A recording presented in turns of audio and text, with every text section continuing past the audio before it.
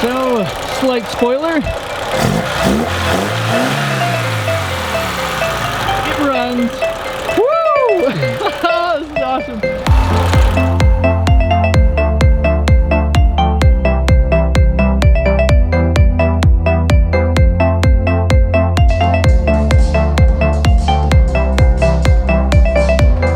Yeah, hello and welcome back to David's Garage. So, you'll notice I have a brand new overall. Might look like a fake mechanic in those advertisements, but don't worry, they'll be filthy in no time. Especially since I'll be working on this 1976 BMW 2002. Just picked up this project and it is really cool. And it is time to get it running. So it hasn't ran since around 2000, and when we pulled it out of the garage actually, it was covered in dust and actually hasn't even seen the sunlight since it was last running. But I'm super grateful it was inside. The seals and stuff are in really good shape. Of course, the car is actually in really nice shape, and well, I think it's time to get running.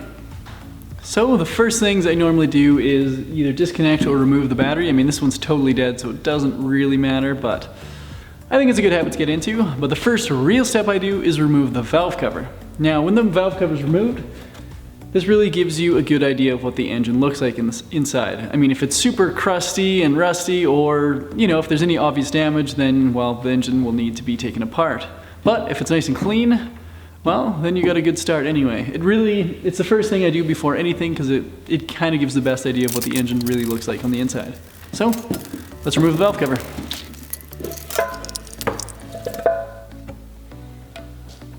So, fun fact, this is a Alpina valve cover. Now, this is the real deal. You can tell it's an Alpina basically because of the finish, kind of this gray hammered, almost like a rocker guard look, and pretty much only Alpina really did this. So it's kind of a cool piece. So the valve cover is off and it actually looks pretty good in there. It's pretty clean, there's obviously no damage, no rust. Yeah, it is, I'm happy with that. So now that the valve cover's off too, you can add a little bit of oil to the camshaft and rockers. And I'm gonna put a little bit on the chain as well. Oil does kind of dry up, or at least like run down over time, so definitely helps when starting up to put a little bit of fresh oil everywhere. But it looks all good, so valve cover back on and on to the next step. Time to take the spark plugs out. This is kind of my step 2. I take the spark plugs out and obviously clean them, but then I also squirt a little bit of oil down each cylinder. And I think that's a good idea. So we'll just number these so it can't screw it up.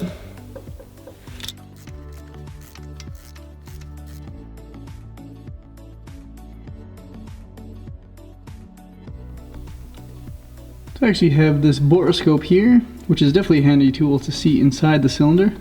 You can tell it looks pretty clean. There's a little bit of carbon buildup, but so you can move this around a little bit. Get in there closer. Yeah, it's not. Doesn't look too bad. But yeah, highly recommend these little tools. Kind of handy. Little camera in there. I think there's even ones that plug into your phone. So, but yeah, we're gonna put oil in, clean the spark plugs, and put it all back together again. Alright, after I put the spark plugs back in, put a little bit of oil down each cylinder, so that's nice. Spark plugs are clean. It's probably not a bad idea to just get new spark plugs, but I just cleaned the old ones and I think it'll be fine. I'm gonna now take off the distributor cap and rotor. You want all those contact points nice and clean. You really want really good spark. And of course I'm gonna see the points as well. So yeah, you wanna clean up all these little points.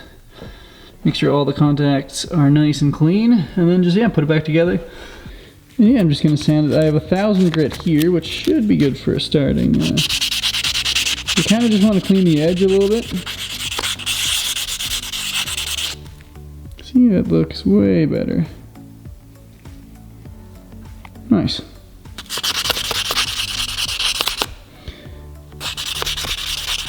That's looking good. I'm going to go over it with 2000 grit.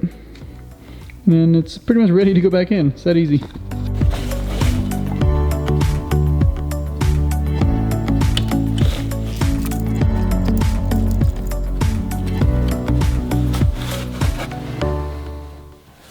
So I got new points here. I'm going to put them on. Obviously you have to put the engine to a top dead center, but... So now that your points are in, I always put a little bit of grease here, just on your cam lobe. And then, yeah, for the gap on the 2002, it's 0.4 millimeters. So a feeler gauge, when this is at the highest point, should just fit nicely snug there.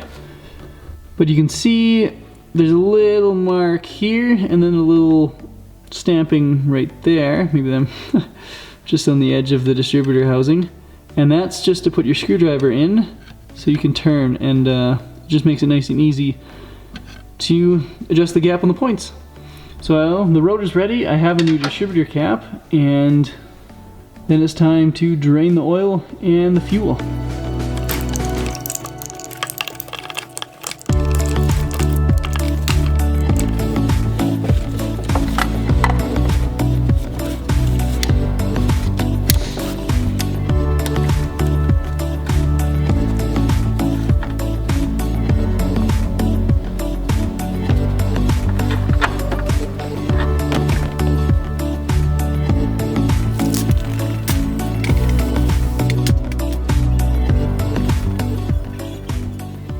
So the oil and the fuel are now draining. It is time to take off these bad boys, these Weber 45s. Old fuel like gums up, and then yeah, even the jets and stuff, maybe it wasn't even running that good. So I'm gonna take it all apart, clean it all, and that will, yeah, this should make it run good.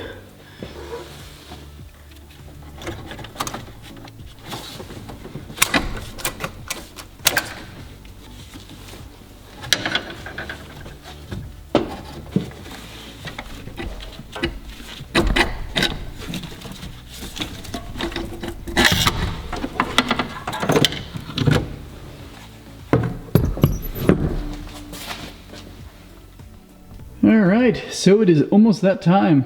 Put some fresh fuel in it, some fresh oil, topped up the coolant, and yeah, clean the carbs. They're basically perfectly clean inside, but clean them up a little bit anyway, and then redid some of the fuel lines. I had a fuel leak. Kind of turn the electric fuel pump on for a bit. Let it pump up some fuel. Fill up the carbs. Oh, shit.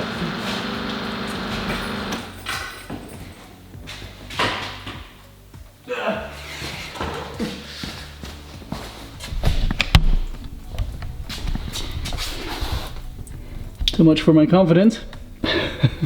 Oh my god. Okay, well. Alright. Gotta fix that. So that line there is leaking like crazy. Yeah, this is all soaked. Floor was soaked. And yeah, same on that side too. So, more fun. Now I'm gonna test for spark. And after that, I'm gonna test and see if it'll start. So, exciting stuff. Spark, I turned the ignition on and plugged in the fuel pump. Fuel pump works great, but I had a massive fuel leak, and that is due to these old fuel lines. Now they actually look good, but the rubber inside is just rotten. I replaced that, so we have fuel, we have spark. Hopefully we have compression. I'm 100% sure it'll start, and that's why we're gonna do this in one take. So, it has not ran in 20-ish years. And let's fire it up.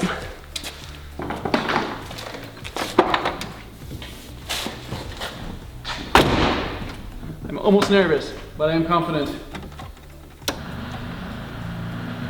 Fuel pump's working.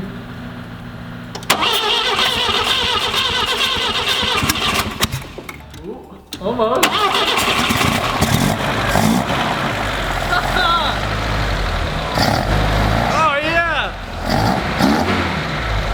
No way.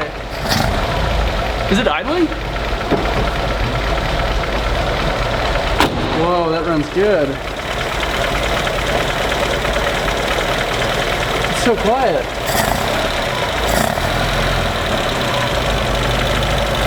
That's amazing.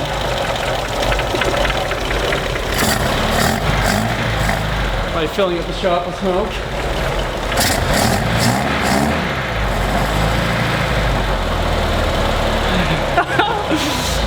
That is wicked. I can open a window. Woo! Look at that, a whole bunch of sunflower seeds. Must have been some mice in the exhaust. That is funny. This thing is not even smoking right now. It's crazy. It's running quite good. It's idling pretty low, but that doesn't make sense. I gotta turn the idle up a little bit. That could probably be choke, I bet. Put that on.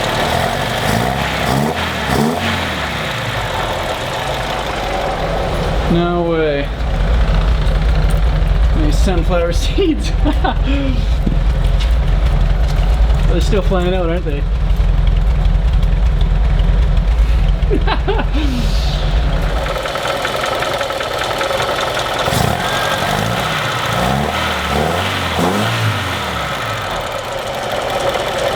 Yeah, it's idling. That's crazy. It runs good. It's very, very quiet. There's no knocks, no rattles, anything. That is amazing. I think it's time to take it for a drive. Sweet. Right.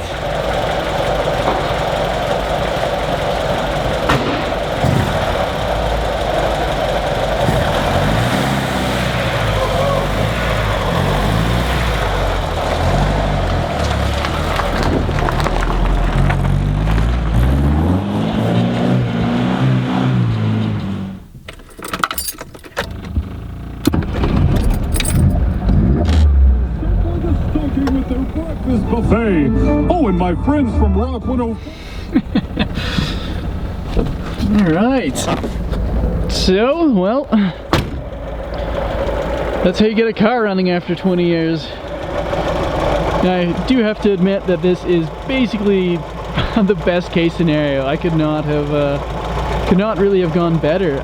Even if the owner had said that, yeah, he hadn't driven it in 5 years, I would have believed him. Yeah, this is very cool. But yeah, I figured I may as well make a quick walk around of this car. Like, it's got compo motive wheels, it has TII brakes and a brake booster. It's actually pretty solid. The Tiger Green is looking great in the sunlight. And inside we have the Recaro seats and then the Momo wheel. So cool. And yeah, it runs good. It doesn't really seem to smoke. Seems like a solid motor. This is really kind of hilarious. It's very satisfying when you get a car running. I do have to say that.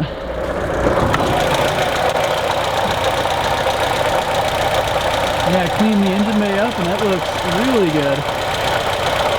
I only have one air cleaner on it. I still have to order another low profile one, but I'm sure you guys can probably even hear me overtop the engine. Like, it's running, it's quite quiet.